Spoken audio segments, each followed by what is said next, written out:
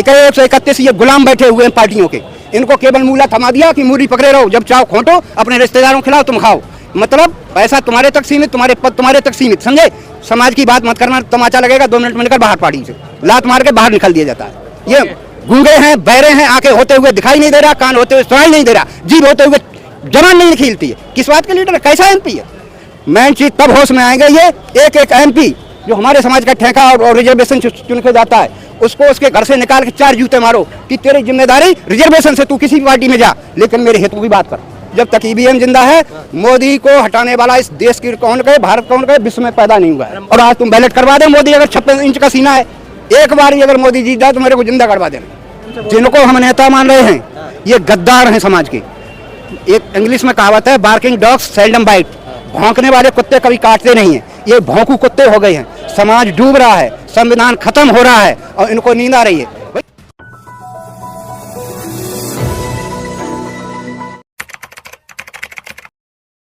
बाबा साहब को मैंने पढ़ा है, समझा है, और उसके बाद आंदोलन, सामाजिक आंदोलन चाहे राजनैतिक आंदोलन, 1984 से मैं बिजी हूँ, राजनैतिक में भी और धार्मिक आंदोलन और सामाजिक में। देश में संविधान बदलने की बात की जा रही है। देश में संविधान बदलने की जो बात कर रहे हैं मनुवादी, ब्राह्मणवादी और आरएसएसवादी, जिनकी विचारधारा असमानता में जिनका विश्वास है, समता मैत्री भाईचारा में कोई विश्वास नहीं है, वो आज से तो 100-150 साल पहले जो व्यवस्था थी यहाँ कि केवल ब्राह्मण पठन पाठन करेगा, पढ़ाएगा लिखाएगा, और ठाकुर तलवार उठाएगा, बनिया व्यापार करेगा, बकाया जो 85% का जो समाज है वो इनकी सबकी गुलामी करेगा। वही चीज़ दोबारा लाने के लिए उन्होंने ऐसा जाल बिछा दिया है। साहब काशीराम साहब को शायद आपने सुना होगा, या बाइट से या किसी और से, उनका जब मैंने 1990 में इंटर में था तो नारा दिया था कि वोट हमारा राज तुम्हारा, नहीं चलेगा नहीं चलेगा।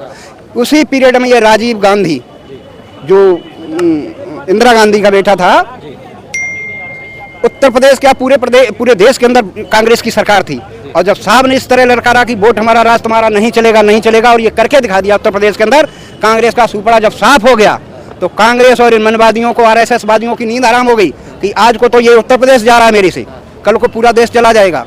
अगर इनका वोट यूं ही पड़ता रहा, समाज जागृत होता रहा, काशीराम जैसा व्यक्ति और 10-20 पैदा हो गई, देश से मेरे को भागना पड़ेगा। क्या करें इसके लिए? आज जैसे ये नरेंद्र मोदी देश विदेशों में भाग रहा है, उसी तरह वो राजीव गांधी दोगली औलाद वो यहाँ नहीं रह करके विदेशों में भागा, और विदेशों में भाग, सुनिए, वहाँ जाने के बाद उसने कहा कि हमें वोट की चोरी करनी है।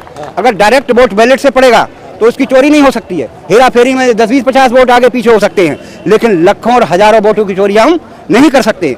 तब वहाँ से जाके जो टेक्नोलॉजी थी जापान की, अमेरिका की, कहाँ से जाके उसने सौदा किया, और ईवीएम का लाने वाला यहाँ कांग्रेस ही है कि हमारे जो बहुजन समाज का वोट है 85% का, वो किस तरह चुराया जाए, और वही सिस्टम वो ला करके उसने यहाँ स्थापित कर दिया है। आज हमें पता नहीं लगता हमारा वोट कहाँ गया। एक तरफा वोट, एक गांव का एक तरफा वोट पड़ता है, मान लो जहाँ जाटव यादव है वहाँ टोटल वोट जो है हाथी और साइकिल का है, भाजपा वहाँ 60% निकलती है, कैसे आ जाता? सब ईवीएम की करामात है, और ये दावा है जो वो कहता है कि सरकार हमारी आएगी ही आएगी, जब चाहता है उधर सरकार बदल देता है, समझे। और 2024 में अगर ईवीएम से ही चुनाव होगा तो रोकने वाला कोई माई का लाल पैदा नहीं, क्योंकि ईवीएम इज चोर, इलेक्ट्रॉनिक वोटिंग मशीन चोर है जो हमारी वोट की चोरी करती है और हेरा। जिनको हम नेता मान रहे हैं ये गद्दार हैं समाज के। एक इंग्लिश में कहावत है, बार्किंग डॉग्स सेल्डम बाइट, भौंकने वाले कुत्ते कभी काटते नहीं हैं। ये भौंकू कुत्ते हो गए हैं। समाज डूब रहा है, संविधान खत्म हो रहा है और इनको नींद आ रही है। क्यों? नेता कौन है? कोई नहीं, सब अपने अपने स्वार्थ में है। तुम्हें कौन नेता दिखाई दे रहा बताओ? कैसे आप 2024 में? अरे वो तो आना ही, 2024 में नरेंद्र मोदी आना ही आना, उसकी सरकार आनी, और संविधान खत्म होना, हिंदू राष्ट्र 2025 में कोई माई का लाल पैदा नहीं हमको दिखाई दे रहा है जो कुर्बानी दे और सामने आए। क्या करना पड़ेगा? कुर्बानी देनी पड़ेगी रोडों पे। चलो इलेक्शन कमीशन को घेरते हैं, सरकार को घेरते हैं, कोई नहीं आना। तो बहुत नेता है, अरे कोई नेता थोड़ी है, केवल ये अपने वोट बनाने के लिए कहीं। अरे अखिलेश यादव नेता नहीं है, यही तुम समझ नहीं पाए। अगर अखिलेश यादव नेता होता तो आज इसको जिस तरह उसने लताड़ा है, योगी ने कहा कि तू तो शूद्र है, इसके जगह जहाँ ये रह रहा था कालिदास मार्ग पे उसको शुद्ध कराया, तब इसको हो, तब भी होश नहीं। अगर इससे पूछो तुम कौन हो तो हम साहब हिंदू हैं। अगर हिंदू है तो हिंदू का संविधान ये कहता है कि ब्राह्मण ही राज करेगा, क्षत्रिय तलवार बांधेगा, शूद्र तेरा काम तो केवल सेवा करना है, तो मुख्यमंत्री कैसे हो गया? जो आदमी जो ब्राह्मणवाद तुमको एक चपरासी नहीं बना सकता है, वो तुमको चीफ मिनिस्टर देखेगा, प्रधानमंत्री देखेगा। तो दलित तो है ना राष्ट्रपति। क्या? अरे दलित राष्ट्रपति नहीं, किसने कह दिया राष्ट्रपति है? वो उसकी कठपुतली है। कठपुतली का तमाशा देखा तुमने? नाचती कठपुतली है, चलाता कौन उसको? इससे पहले वो रामनाथ कोविंद राष्ट्रपति था, वो भी उसी का कठपुतला रहा, और आज ये है तो ये भी उसी कठपुतली है। बहुजन हिंदू नहीं है क्या? नहीं, कहाँ से हिंदू है? हिंदू किसको कहते हैं? तो मंदिर जाते हैं, कौन? देवी देवता को पूछते हैं। अरे भाई, देवी देवा पूजे चाहे और किसी को पूजे, उसकी हर कीमत पर सोशल, सामाजिक, राजनीतिक, आर्थिक तीनों तरह से शोषण होना ही होना हिंदू कहलाता है। ये समझ ही नहीं पा रहा है। जिसको हम नेता मानते हैं वो हमारे संविधान को ही नहीं बचा सकता है, उस पर हम क्या विश्वास करें? बाबा साहब का सपना अधूरा छोड़ दो। अधूरा? अरे बाबा साहब के लिए तो कुर्बान है, चाहे जान चली जाए, एक एक बूंद निकाल लिया जाए शरीर से, मैं देने को तैयार हूँ। लेकिन अब जब संविधान ही नहीं बचेगा, होगा क्या? इनको लीडर मानने से फायदा बताओ हमको। बाबा साहब ने कहा था मुझे पढ़े लिखे लोगों को धोखा आज भी दे रहे हैं। लोग केवल अपने परिवार तक, और परिवार अगर सिमट जाए तो रिश्तेदार तक, बस। इसके अलावा क्या है? समाज को किसने क्या दिया बताओ हमें? वो टाइम था जब साहब थे जिंदा, काशीराम, जिन्होंने घर छोड़ा, परिवार छोड़ा, अपने को कुर्बान कर दिया और जागरूकता ला करके इसको 4-4 बार प्रदेश मुख्यमंत्री बना दिया। भारत का संविधान खत्म होने जा रहा है 2024 में, मोदी फिर आ रहा है, ठीक है, और 2025 में इस देश को हिंदू राष्ट्र घोषित होने जा रहा है, उसको नींद आ रही है। क्यों भाई? रोड पर कौन आएगा? कमान तुम्हारे हाथ में, सुप्रीमो तुम, सारा सब कुछ तुम। रोड पर हम आएंगे और हम भी आएंगे तो मेरी कौन सुनेगा भाई? बहुजन समाज हिंदू राष्ट्र का सपोर्ट कर रहा है। बहुजन कौन? समाज मोदी जी के राज में खुश है। क्या खुश है बताओ? उसको क्या मिल गया ऐसा जो खुश है? किसको? अनाज उसका मोदी का बाप दे रहा है? सुरक्षित नहीं, कहाँ सुरक्षित है? तुमने अरे कांड ही नहीं देखे दिल्ली में क्या कांड हुआ? कहाँ कांड हो रहे हैं? बहन बेटियां दिन दहाड़े उठा ली जा रही हैं, हैं? नहीं, हर जगह कांड। आंध्र का दिल्ली में क्या हुआ? नहीं, कहाँ नहीं कांड हो रहा है? कहाँ सुरक्षित है बताओ? तो बहुजन समाज जो है आज मिसलीड हो चुका है, गुमराह है कि हम जाएं तो जाएं किधर।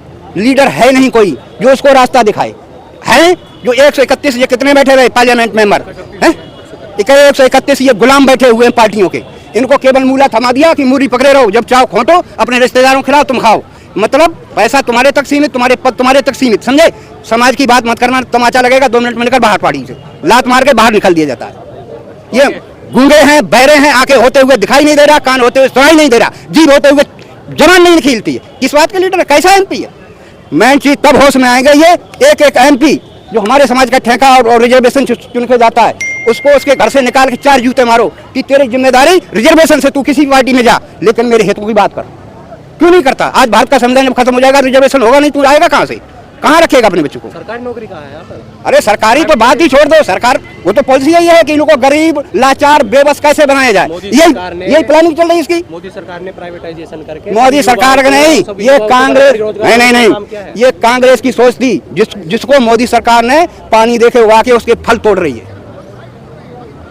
तो कांग्रेस की ओर जा रहे हैं क्या दलित अब? कौन? कांग्रेस तो पहले से ही जहर है। कांग्रेस मीठा जहर था, ये तीखा जहर है। ये तुरंत काम करता है, वो धीरे धीरे काम करता है, और जो चीज मीठी होती है उसको खाने में परहेज नहीं होता है। कड़ी हुई हो तो उसको सोचेगा यार खाएं या ना खाएं, तो दलित ऐसे पिटते रहेंगे, पिटता रहेगा। क्योंकि ये क्या कहा जाए, दलित को दलित चाहता है, दलित में एनर्जी है, दलित त्याग करने को चाहता है। लेकिन आज जो जिनको पार्टियां बना ली हैं, जिनको जो लीडर बन गए हैं, जिनको हम नेता मानते हैं, आज वो गहरी नींद में सोए, क्योंकि उनके पास जब कुछ नहीं था तब बहुत ज्यादा तेज गति थी उनकी। आज उनके पास सब कुछ है, उनको नींद आ रही है। तो ऐसा तो दलितों का अस्तित्व खत्म हो जाएगा? अस्तित्व खत्म नहीं, गुलामी की तरफ जा रहा है। गुलाम, पुनः गुलामी के लिए बना दलित से? अरे बना नहीं, जा रहा है। ईवीएम आपका कोई इसका सॉल्यूशन यही है, यदि संविधान और दलित समाज को अगर बचाना है तो ईवीएम को बंद करवाना होगा। 100 सॉल्यूशन का एक सॉल्यूशन, जब तक ईवीएम जिंदा है, मोदी को हटाने वाला इस देश की कौन कहे, भारत कौन कहे, विश्व में पैदा नहीं हुआ है। मोदी जी काम कर रहे हैं तभी तो दलित। अरे कहाँ वोट दे रहा है? मैंने तुमको उदाहरण दिया, एक गांव में टोटल यादव है, वहाँ 65% बीजेपी का वोट निकलता है। वो तो साइकिल का लाभ है, एक वोट कुड़ारी से काटो तो नहीं देगा बीजेपी को, कैसे निकल रहा है? और आज तुम बैलेट करवा दो, मोदी अगर 56 इंच का सीना है, एक बार ही अगर मोदी जीत जाए तो मेरे को जिंदा करवा देना। बाबा साहब ने कही थी सत्ता में आना चाहिए। अरे यार सत्ता में तब तक ईमानदारी, मैंने क्या बताया तुम सब? अब केवल उपाय है, कुछ नहीं। सॉल्यूशन एक है कि जितनी राजनीतिक पार्टियां हैं जिनको हम लीडर मान रहे हैं, चाहे वो अखिलेश हो या माया हो, ये आगे हैं, इलेक्शन कमीशन को चेतावनी दें। अगर ऐसा नहीं होता, बैलेट नहीं होता, तो तुमको नहीं रहने देंगे, सरकार को नहीं रहने देंगे। और संघर्ष हो, बिना जो है बिना संघर्ष के कुछ मिलता नहीं, बिना त्याग के कुछ नहीं मिलता। बलिदान देना होगा। तुम तो गद्दियों में लोटे पड़े हुए हो, यहाँ पब्लिक मर रही है, सोच रही संविधान और समाज की तरफ, तुमको गहरी नींद आ रही, बचेगा कैसे?